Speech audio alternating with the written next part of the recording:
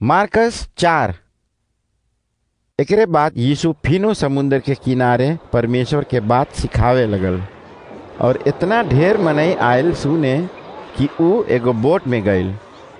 ऐसे ही ऊ बोट में बैठल रहा और मनई लोग किनारे ठड़ा रहा। ऊ मतलब के कहानी काम में लेके ऊ सबके ढेर चीज सिखावे लगल। ऐसने ऊ ई कहानी कहे लगल कि ठीक से सुन। एगो खेतियर रहा।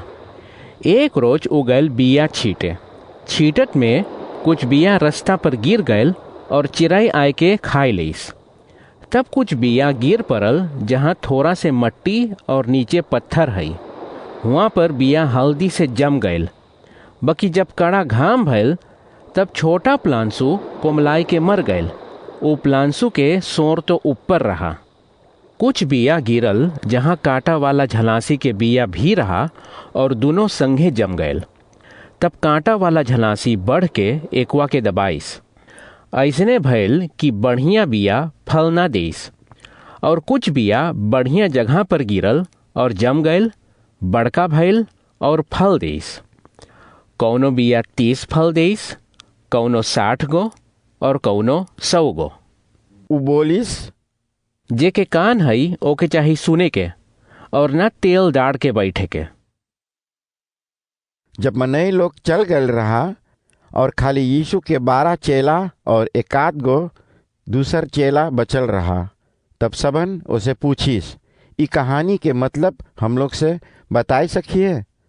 तब ऊ बोलिस, पहले परमेश्वर कोई से न बताइस रहा कि वो कैसे राज चलावे हई, बकी अब ऊ तू लोग के जनावे हई। और दूसर कौन खाली मतलब के कहानी सुनी। ई रकम से उ सब ताकी बकी ना देख पाई और उ सब सुनत रही बकी तब्बो हमार बात ना समझ पाई। जब ऐसे ना रहत तब उ सब आपन पाप पछताए के क्षमा पाई सकत। ऊ बोलिस, जब तू लोग ई मतलब के कहानी ना समझ पावे हई तब कौन वाला समझ पाई है। अच्छा, अब हम तो लोग के समझावे। जैसे एक खेतियर आपन खेत में बिया छीटे हई, ओइसने परमेश्वर के बात सगरो फैलावल जा हई। कुछ मनाई लोग के दिल जैसे रास्ता हई जौन पर बिया गिर गयल। जैसे उ सब खुश खबर सुने हई, तैसे शैतान आए के बात में लात मारे हई और उ सब खुश खबर एकदम से भुलाई जा हई। कुछ दूसर मनाई लोग के दिल जैसे एक जगह हई जहाँ खाली थोड़ा से मट्टी पत्थर पर हई। जब ऊ सब परमेश्वर के खुश खबर सुने हई तब ऊ सब तुरंत खुशहाली से अपनाए लेवे हई। बकी ऊ सब के विश्वास जैसे एगो ऊपरे जमल वाला प्लांसू हई। ऊ सब के दिल में बात एकदम से ना समायल हई। तब जब दूसर लोग ऊ सब के सतावे लगी और ऊ सब के दुख उठावे के परी, तब ऊ सब हलिये से आपन विश्वास छोड़ दी। और कुछ दूसर लोग के दिल जैसे एगो जगह हई जहाँ कांटा वाला झलासी जमे हई। ऊ सब खुश खबर सुने हई, बकी रोज के कारबार और दुनिया के धन दौलत के हाही और भी दूसर चीज के लालिच ऊ सब के और बढ़िया लगे हई। ऐसे ऊ सब के विश्वास न बढ़ सके हई और नी पता हो जाई।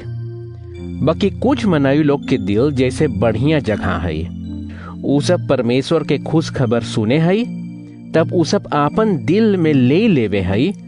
तब उ लोग के चाल चलन अच्छा की तो बढ़िया की तो बहुत विशाल हो जा हई। ऊ भी बोलिस, जब रात के एगो चिराग बरिए तब ओके थोड़ो बाल्टी से तोप दी है कि तो बेदी के नीचे धर दी है, ना ओके ऊपर धरी है। ऐसने एक दिन सब छिपल काम और लुकवावल चीज दिखाई जाई। जे के कान हई ओके ना चाही तेल डाड़ के बैठे के। ऊ बोलिस, हमार बात पर ध्यान लगाओ। जितना तू परमेश्वर के बात सुनिए उ तोके ऐसे ज्यादा समझाएगा। जे हमार बात कुछ समझे हई उ और ढेर समझेगा। बकी जे कोशिश ना करे हई हमार बात समझे के और सोचे है कि वो परमेश्वर के विषय में जान गए है, वो एक दिन देखी कि वो कुछ न जाने है। वो औरों सिखाइस की जब परमेश्वर शुरू करे हई रात चलावे के, तभी जैसे एगो खेतियर हई जौन आपन खेत में बिया छीटे हई, वो रोज सूत के जागे हई और आपन काम धाम करे हई, और बिया फूटे हई, जमे हई, तब फल देवे हई। बाकी खेतियर ना जाने हई ई सब कैसे होवे हई। तब जब फल पक जाएगा तब वो तुरंत हंसुआ से कटवाएगा।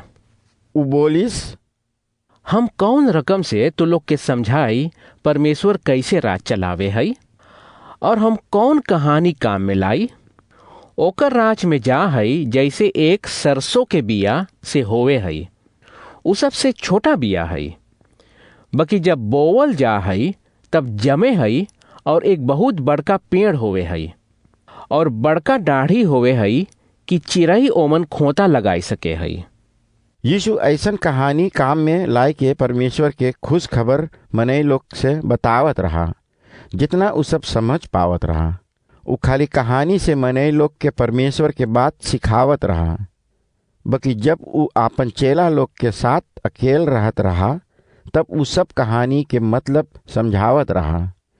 उ दिन जब देरी हो गई तब यीशु अपन चेला लोग से बोलिस, आओ चली समुंदर के हबड़ा। उ बोट में रहा। तब उ सब मनई लोग के छोड़ के बोट में जाए के ओकर संगे चल गई, और एकाध गो दूसर बोट भी उ लोग के साथ जात रहा। तब अचक्के में आंधी तूफान चले लगल और बड़का बड़का हल्फा मारे लगल, और बोट में इतना ढेर पानी भर गई कि डूबे लगल। यीशु पाछे बोट में एक तकिया पर सूतल रहा। तब सबन ओके जगाइस और बोलिस, मास्टर जी, देख हम लोग से का होवे हई, तो के ना बुझा है कि हम लोग डूबिला। तब जब उ जागल तब आंधी तूफान के डांटिस और हल्फा से बोलिस, चुप, रुक जा। और आंधी तूफान रुक गई और पानी एकदम धीरा हो गई। तब उ आपन चेला लोग से बोलिस, तू लोग काहे इतना डरात रहिले? तू लोग के विश्वास कहाँ है? तब चेला लोग ये सब देख के बहुत घबराई गई और अपने में बतियाए लगल, ई कौन रकम आदमी है? देख, आंधी तूफान और हल्फा ओकर बात सुन लिस